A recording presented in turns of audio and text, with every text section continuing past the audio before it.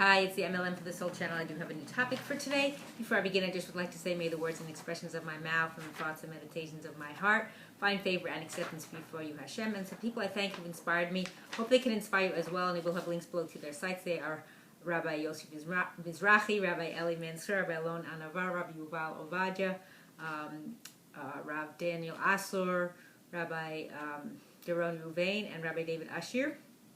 As well, if you've never checked out this channel before, I will have a link below to my first video, which explains what M.L.M for the Soul means, what it stands for, and what I'm doing. So this is again from the weekly Parsha Insights from Rabbi Eli Mansur, and this is for the upcoming Parashat Naso, and I call this Restoration of Hashem's Presence.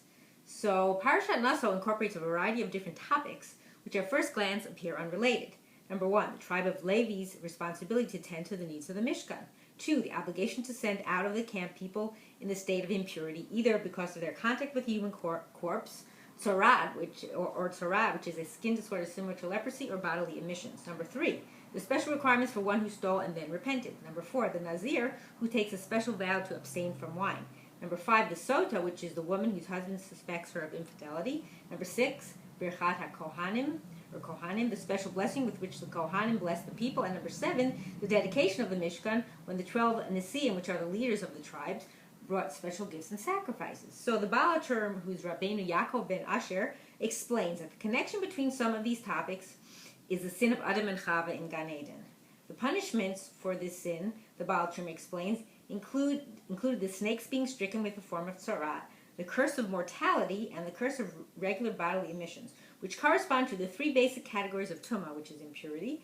So the command to expel from the camp those with impurities thus represented the banishment of Adam and Chava from Gan Eden because of their sins, which is the source of these various forms of impurity. The Torah presents the instructions here for the penitent thief. Just as Adam and Chava were guilty of, quote, stealing from Hashem by eating from the forbidden tree. Moreover, the Midrash relates that the snake, in luring Chava to eat the forbidden fruit, actually engaged in a physical relationship with her, for which it was punished by losing its legs and having to slither with its stomach on the ground. The adulterous act parallels the tragedy of the Sota, who, if she was found guilty of infidelity, would die after drinking the special waters, with her stomach, quote, falling from her body. Finally, according to one view, the forbidden tree in Gan Eden was a vine from which Adam produced wine. This is why the Torah here presents the law of the Nazir, who seeks to rectify the sin of Adam and Chava by abstaining from wine. We might add that the theme runs also through the sections in Parashat Naso dealing with the Mishkan and its inauguration.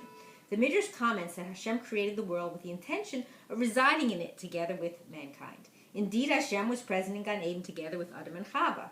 As a result of their sin, however, he withdrew his presence and resided in the heavens. The Mishkan was the vehicle through which Hashem's presence would be restored to the world.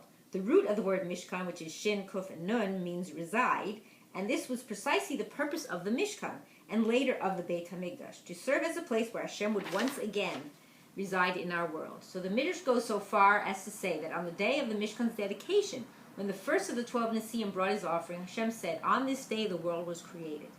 This marked the world's, quote, recreation, because it marked the time when Hashem took residence in our world, just as he did at the time of the world's creation, before withdrawing as a result of Adam and Chava's sin.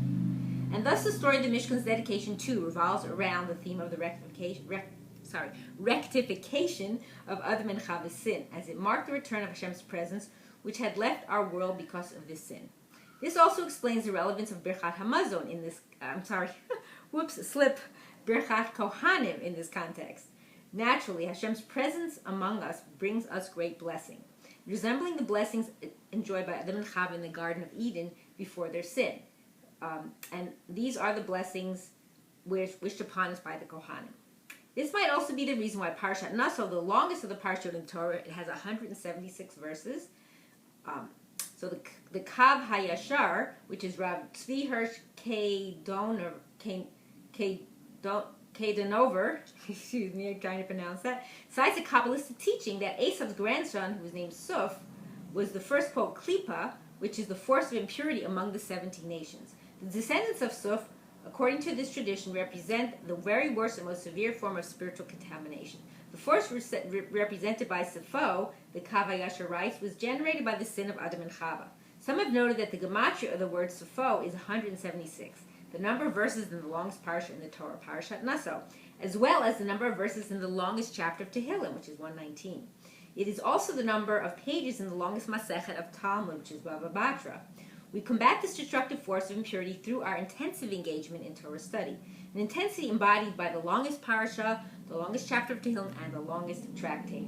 In light of what we have seen, the connection between Parashat Naso and Sifo assumes even greater significance. This parasha, as we explained, revolves around the theme of the rectification of Adam and Chava's sin, which is what resulted in the destructive force of Sifo, which we must continue to struggle against to this day. May the merit of our Torah study render us worthy of experiencing the ultimate perfection of the world and the rectification and the restoration of Hashem's presence in the rebuilt Beit HaMikdash speedily in our days. Amen. Thank you for watching.